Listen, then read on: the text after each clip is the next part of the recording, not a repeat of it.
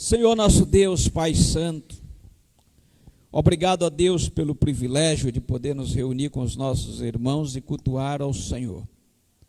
Como é bom cantar louvores ao Senhor. O Senhor é o único digno de receber toda a honra, glória e louvor. Obrigado porque nós temos a liberdade de abrir as Sagradas Escrituras e falar, conversarmos sobre ela, sermos edificados nessa palavra. Obrigado porque dessa forma o Senhor vai nos alimentando e nós vamos crescendo na graça e no pleno conhecimento de nosso Senhor e Salvador Jesus Cristo. Toma, Senhor Deus, a vida desta igreja em tuas mãos. Toma, Senhor Deus, esta geração, Senhor, em tuas mãos. Em nome de Jesus, nós oramos. Amém.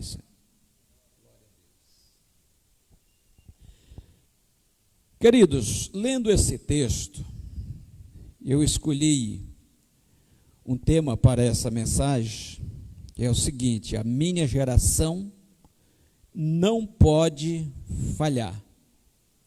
A minha geração não pode falhar. Eclesiastes capítulo 1, versículo 4 diz: gerações vêm e gerações vão. Nesse texto, o sábio, ele está falando sobre a brevidade da vida. Vem e se vai. E ele fala logo em seguida da inutilidade com que muitos vivem os poucos dias aqui na terra, de forma inútil. De forma que na sua reflexão, ele vai usar muitas vezes a palavra inutilmente e vaidade. É quando a gente não percebe a brevidade da vida e então a gente vai vivendo de qualquer jeito, vai atropelando às vezes o projeto divino para nossas vidas e através de nós. Então o autor está falando aqui dessas coisas inúteis, sem sentido, que a gente faz nessa vida.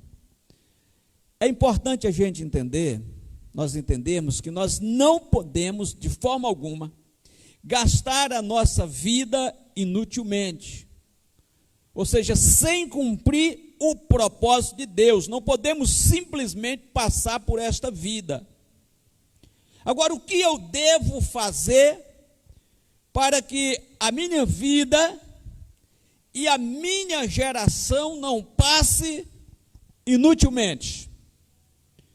Eu comecei a pensar a partir do indivíduo e do contexto familiar.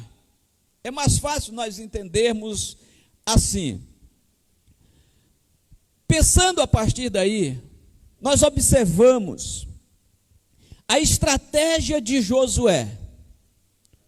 Como que ele fez para que a sua vida não passasse inutilmente? E é uma lição para nós. Temos muito a aprender com esse personagem, a forma muito cuidadosa com que ele dedicou a sua vida ao Senhor, com que ele deixou-se ser usado por Deus.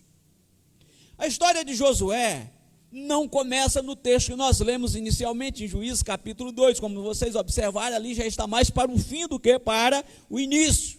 Aliás, lá é o fim. O começo, ou nós podemos começar em Números capítulo 13.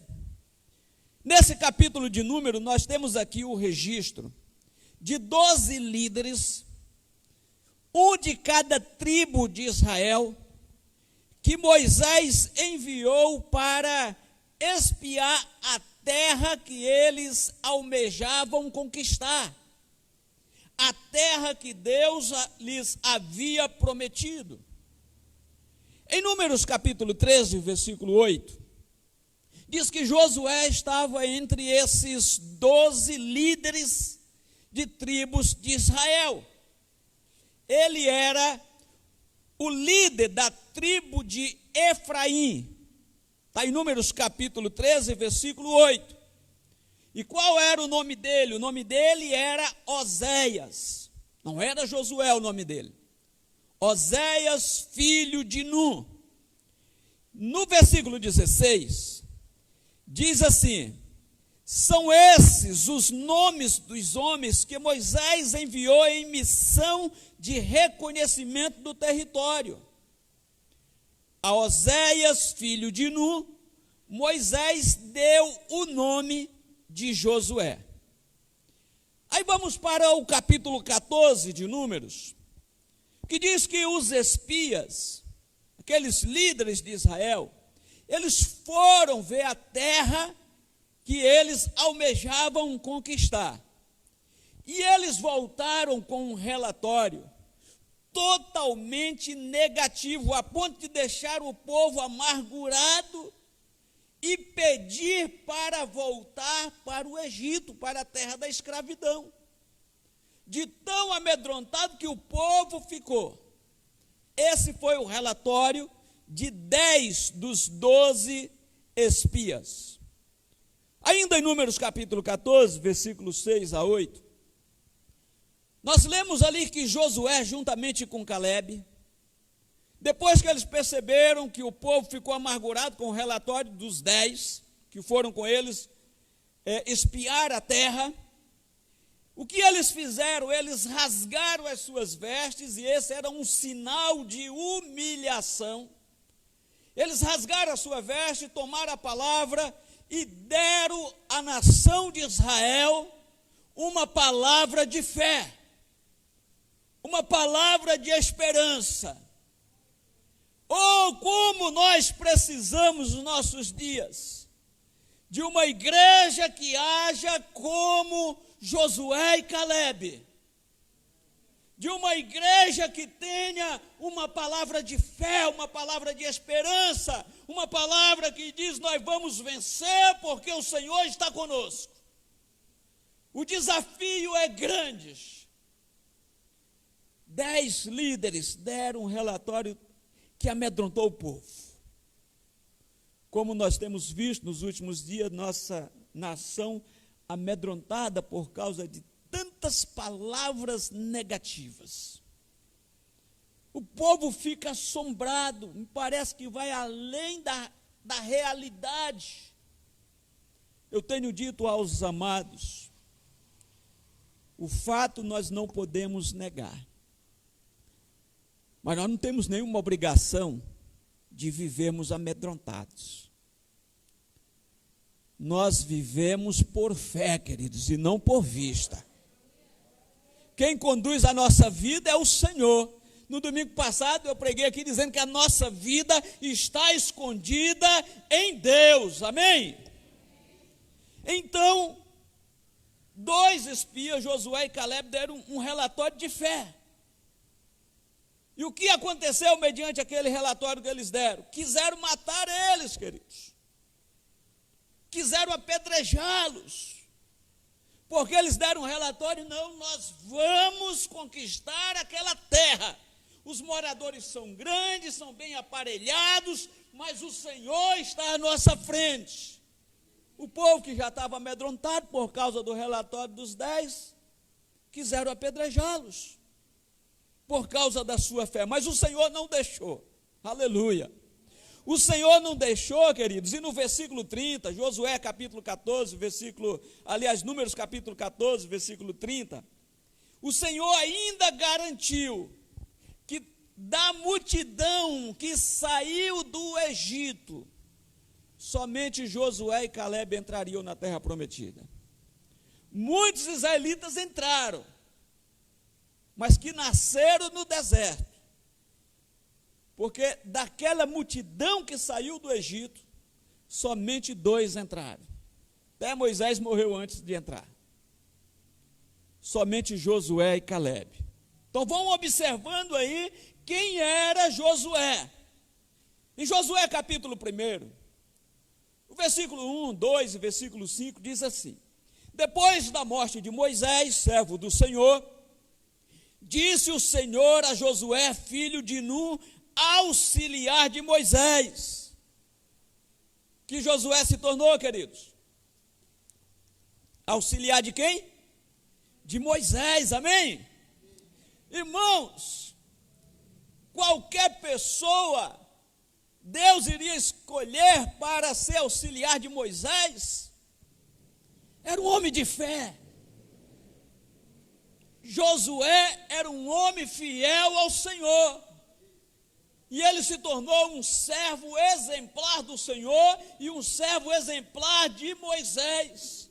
Ele era auxiliar de Moisés. No versículo 2, o Senhor diz assim a Josué: meu servo Moisés está morto, agora, pois, você e todo este povo, prepare-se para atravessar o rio Jordão e entrar na terra que eu estou para dar aos israelitas.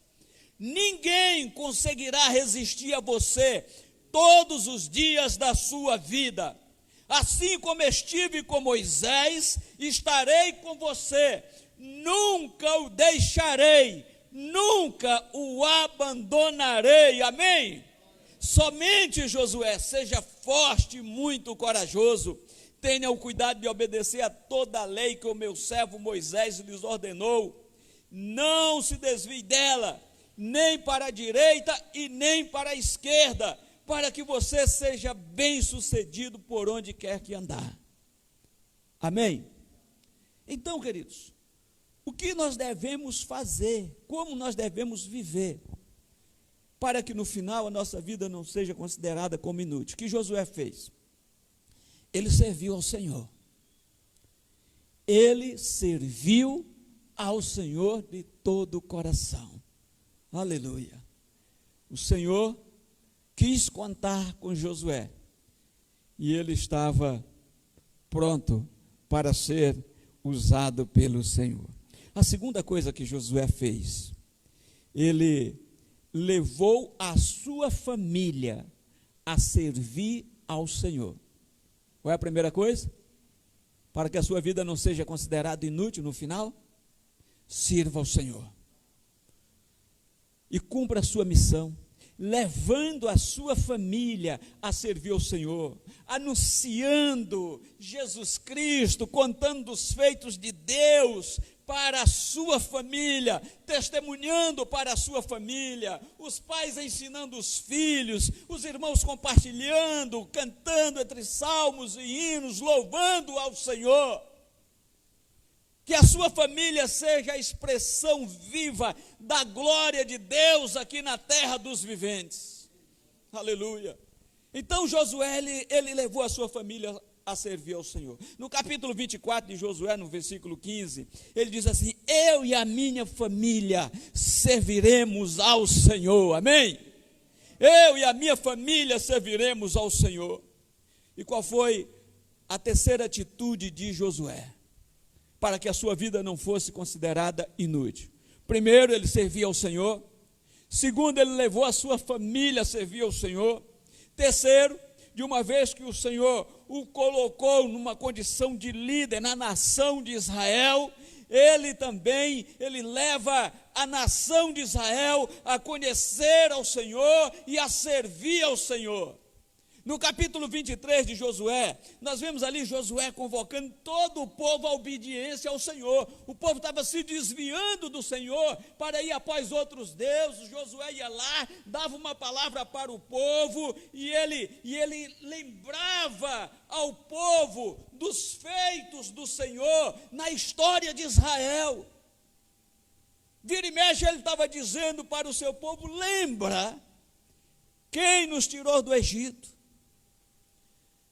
Lembra da forma poderosa que o Senhor nos tirou de lá, fazendo grandes sinais na terra do Egito, enviando 10 pragas. Lembra do episódio de Meribá. Lembra de quando o Senhor tirou água da rocha. Lembra que o Senhor abriu o mar para nós passarmos. Lembra que o Senhor enviou cordonizes no deserto para nós comermos. Lembra do maná do Senhor. Ele estava sempre lembrando o povo dos feitos do Senhor. Quando a nação queria se apartar do Senhor, Josué ia lá e falava: lembra dos feitos do Senhor. Não seja ingrato. Josué capítulo 24, Josué, ele renova a aliança do povo com Deus.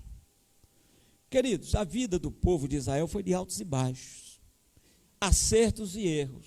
O povo errou muito, o povo pecou muito. Mas quando o povo pecava, Josué levava o povo a renovar a aliança com o Senhor, a fazer um concerto com o Senhor. Não passava pela cabeça de Josué a possibilidade de Israel não servir ao Senhor. Aí chegamos em Juízes capítulo 2, os versículos 10 a 23, que é o texto que nós lemos inicialmente, que diz assim: o povo prestou culto ao Senhor durante toda a vida de Josué, um líder por excelência na sua nação. Amém? Ele foi um crente por excelência. Ele levou a sua família a servir ao Senhor. E a nação de Israel, mesmo que tenha vivido altos e baixos, mas porque renovava a aliança com o Senhor, no final é considerada uma geração fiel. Josué sabia: a minha geração não pode falhar. Eu não posso falhar como ser, como indivíduo. Eu não posso falhar com a minha família. Eu não posso falhar com a minha nação. E a Bíblia diz que o povo prestou culto ao Senhor durante toda a vida de Josué e dos líderes que continuaram vivos depois de Josué e que tinham visto todos os grandes feitos que o Senhor realizara em favor de Israel. Versículo 8 diz assim: Josué, filho de Num, servo do Senhor, morreu com a idade de 110 anos. Versículo 10, depois que toda aquela geração foi reunida a seus antepassados, surgiu uma nova geração que não conhecia o Senhor e o que ele havia feito por Israel. Em algum momento, na transição, a geração falhou. Em algum momento, os pais deixaram de comunicar para os filhos os feitos do Senhor, de forma que nós já estamos numa geração pós-Josué, que não conheceu os feitos do Senhor, porque não lhes eram relatados os feitos do Senhor. E essa geração não serviu ao Senhor. Essa é uma grande tragédia. Então os israelitas fizeram o que o Senhor reprova e prestaram culto aos Balaíns. Abandonaram o Senhor, o Deus dos seus antepassados, que os havia tirado do Egito, e seguiram e adoraram vários deuses dos povos ao redor, provocando dessa forma a ira do Senhor. Versículo 13, abandonaram o Senhor e prestaram culto a Baal e aos postes sagrados. A geração, pois, Josué abandonou o Senhor. Eu não posso falhar como indivíduo. Eu não posso falhar com a minha esposa e com os meus filhos. Eu não posso falhar com as pessoas da minha geração que tiverem ao meu alcance de influência. Eu não posso falhar. Você não pode falhar. A nossa geração não pode falhar. E por que a nossa geração não pode falhar? Primeiro, porque a nossa geração pode ser a última geração. E se não for a última geração, se falhar, comprometerá o ingresso da próxima geração no reino de Deus. O que seria uma grande tragédia, e nós não podemos permitir que isso aconteça. Não podemos permitir que a próxima geração não conheça o Senhor. Tenho que fazer o que Josué fez. Ele transmitiu os feitos do Senhor para a sua casa e para a sua nação. E é isso que temos que fazer. Salmo capítulo 145, versículo 3 a 7, diz assim: grande é o Senhor e digno de ser louvado, sua grandeza não tem limites. Você tem ciência disso, que o Senhor é grande e digno de ser louvado e que a sua grandeza não tem limite? Você tem ciência disso? Dê um glória a Deus. Aleluia. Então você tem ciência, não pode ficar só contigo, porque o versículo seguinte, o versículo 4, estamos em Salmos 145, diz assim: uma geração contará a outra geração a grandiosidade dos teus feitos, eles anunciarão os teus atos poderosos. Uma geração contará a outra geração. Vamos contar, irmãos. Não vamos nos conter. Nós não podemos nos calar diante daquilo que temos visto e ouvido. Nós não podemos nos calar. Nós precisamos contar para a outra geração. Precisamos contar para os nossos filhos. Conte para os seus filhos, mesmo que seja bebê de colo, mesmo que ainda não saibam falar, ou mesmo que ainda esteja na barriga, mas já vai contando os feitos do Senhor, para que seja impregnado na sua mente e no seu coração, que existe um só Deus, é o Criador dos céus e da terra, aquele que nos amou e que enviou o seu Filho Jesus Cristo para se entregar por nós lá na cruz do Calvário. O versículo 5 continua dizendo: proclamarão o glorioso esplendor da tua majestade e meditarei nas maravilhas que fazes, anunciarão o poder dos teus feitos temíveis, e eu falarei das tuas grandes obras. Comemorarão, aliás, a tua imensa bondade e celebrarão a tua justiça.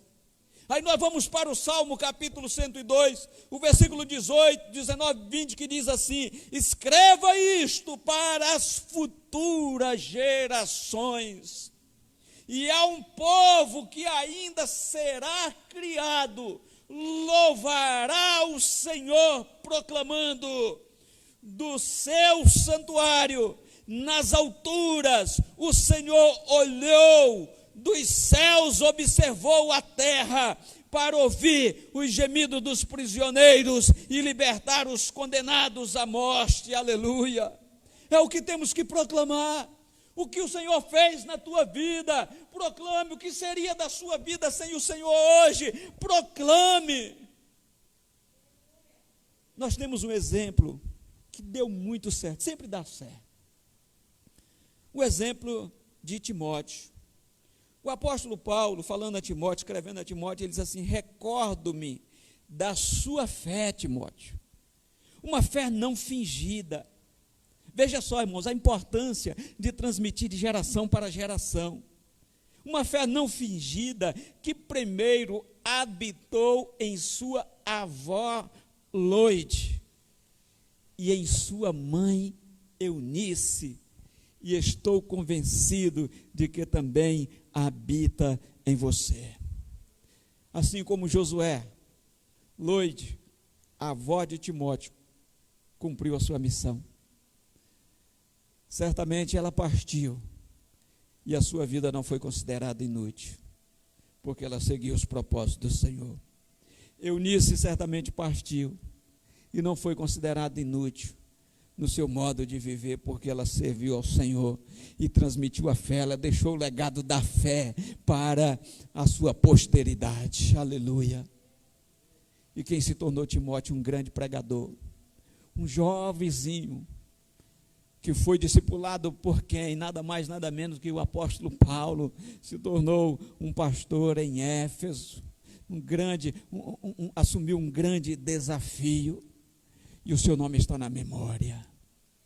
Até hoje, por causa de Loide, a influência da fé está por aí, chegou a nós, porque Timóteo prega, e isso chega a nós. Aleluia, glória a Deus.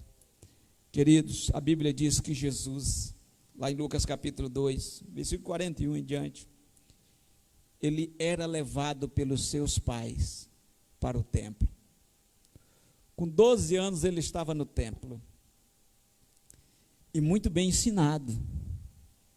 Ele sabia de cor e salteado a lei, de forma que quando ele começa a discutir com os doutores da lei, as pessoas versadas na lei, ele sobressai.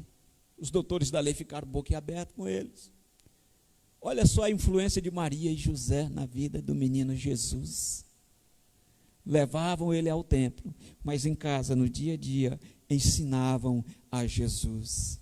Salmo capítulo 146, versículo 2. O Senhor reina para sempre. O teu Deus, ó Sião, reina de geração em geração.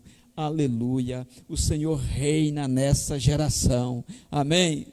Glória a Deus. E se essa não for a última geração, o Senhor vai continuar reinando na próxima geração também. Aleluia. Salmo capítulo 100, versículo 5. Pois o Senhor é bom e o seu amor leal é eterno. A sua fidelidade permanece por todas as gerações. Aleluia. Então, queridos, anuncie o amor eterno do Senhor e a sua fidelidade, porque essa não tem fim. Pode anunciar com firmeza, querido, porque não vai se acabar o amor e a fidelidade do Senhor. Se tiver outra geração, o amor e a fidelidade do Senhor vai alcançar todas as gerações, porque o seu amor e a sua fidelidade permanece por todas as gerações. Amém? Essa é uma mensagem que você pode pregar com firmeza, porque nunca vai envelhecer, e o melhor, nunca vai falhar. O amor e a fidelidade de Deus não falham. Vamos anunciar, queridos, vamos propagar os feitos do Senhor em nossas vidas. Compartilhe como o Senhor transformou a sua vida. Compartilhe como o Senhor transformou a sua família. Muitas pessoas aqui já não tinham mais casamento era faz de conta, veio para o Senhor, querido, o amor de Deus inundou o casamento, querido, o casamento foi renovado, aleluia, glória a Deus. Muitos aqui viviam nos bares, muitos aqui viviam perdidos, e o amor do Senhor alcançou. Você não pode se calar diante disso, foi um milagre de Deus na sua vida. Se não fosse o Senhor na sua vida, onde estaria fazendo o quê? As misericórdias do Senhor não têm fim. Se coloca de pé, meus queridos. Aleluia, glória a Deus. Amém.